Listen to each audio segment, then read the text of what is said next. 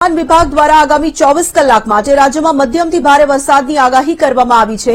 દક્ષિણ ગુજરાતમાં આજે ભારેથી અતિભારે વરસાદની આગાહી કરવામાં આવી છે।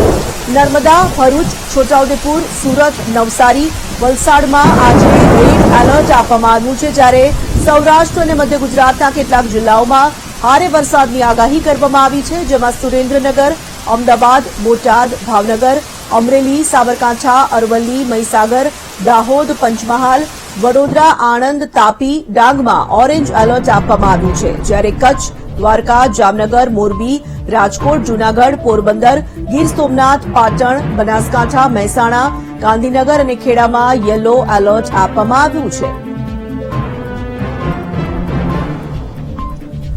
તો હવામાન વિભાગ દ્વારા આગામી 24 કલાક માટે રાજ્યમાં મધ્યમથી ભારે વરસાદની આગાહી કરવામાં આવી છે। વરસાદ થોડો ખેંચાયો છે, પરંતુ જે રીતે હવે વરસાદી સિસ્ટમ સક્રિય થઈ છે તે હિસાબે રાજ્યના અનેક જિલ્લાઓમાં વરસાદ થઈ શકે છે। નર્મદા, છોટાઉદેપુર અને ભરૂચમાં હવામાન વિભાગ દ્વારા રેડ એલર્ટ જાહેર કરાયું છે। આ તરફ નવસારી, વલસાડ અને સુરતમાં પણ ભારેથી અતિભારે વરસાદ વરસી શકે છે। સંવાદદાતા દર્શલ જોડાઈ ચૂક્યા છે ફોન લાઈન પર। દર્શલ, હવામાન વિભાગે આગાહી કરી છે આગામી દિવસોમાં ભારે વરસાદ થશે। 24 કલાકમાં રાજ્યની જે આગાહી છે વરસાદને લઈને હવામાન વિભાગની જે આગાહી છે, શું જાણકારી તે દિશામાં? જી તો રાજ્યની અંદર સાર્વત્રિક વરસાદની આગાહી છે, જેમાં 24 કલાકની વાત પહેલા જો હું આગામી 3 કલાકની વાત કરું તો કારણ કે હવામાન વિભાગે એક નાવકાશ જાહેર કર્યું છે, જે 3 કલાકમાં વરસાદની આગાહી માટે જાહેર કરવામાં આવતું હોય છે। એ આગાહી મુજબ થંડરસ્ટોર્મ એક્ટિવિટી એટલે કે વીજળીના કડાકા અને પવન સાથે રાજ્યની અંદર વડોદરા, ખેડા, પંચમહાલ, દાહોદ, છોટાઉદેપુર, આણંદ, ભરૂચ અને નર્મદામાં ભારે વરસાદની જે છે તે આગાહી કરી છે। આ સાથે જ જો કહું તો દક્ષિણ ગુજરાત સાથે મધ્ય ગુજરાત, સૌરાષ્ટ્ર ને ના કેટલાક જિલ્લા છે, શહેરો છે, ત્યાં જે છે થંડરસ્ટોર્મ એક્ટિવિટી સાથે સામાન્ય વરસાદની આગાહી કરવામાં આવી છે, જેમાં અમદાવાદ, વડોદરાનો પણ સમાવેશ થાય છે। તેની સાથે સાથે જામનગર, કચ્છ, દેવભૂમિ, દ્વારકા, પોરબંદરમાં હળવા વરસાદની આગાહી કરવામાં આવી છે।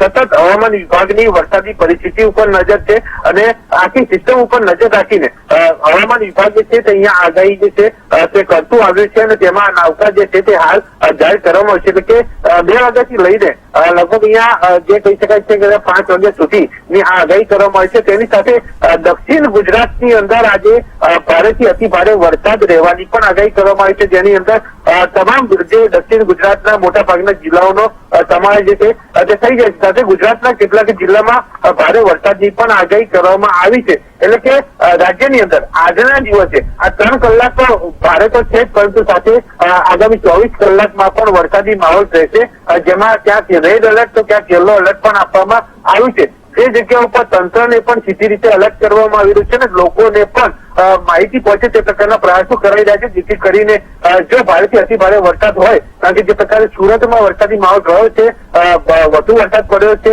કેટલાક જિલ્લામાં, તે પ્રકારની પરિસ્થિતિ જો ત્યાં બને તો લોકોને હાલાકી પડે, મુશ્કેલીમાં મુકાય, તે પરિસ્થિતિ ન સર્જાય તેનું ખાસ ધ્યાન રાખવામાં આવી રહ્યું છે અને લોકોને પડતી હાલાકી દૂર થાય અને કોઈ જીવ જોખમમાં ન મુકાય તે ખાસ ધ્યાને રાખીને કામગીરી કરાઈ રહી છે અને તેમાં હવામાન વિભાગની ખૂબ મહત્વની ભૂમિકા રહી છે, કારણ કે સીધી રીતે તે આગાહી કરે છે, તેના ઉપરથી નક્કી થાય છે કે તંત્રએ કેવા પ્રકારની કામગીરી કરવાની રહેશે અને શું આયોજન કરવાનું રહેશે।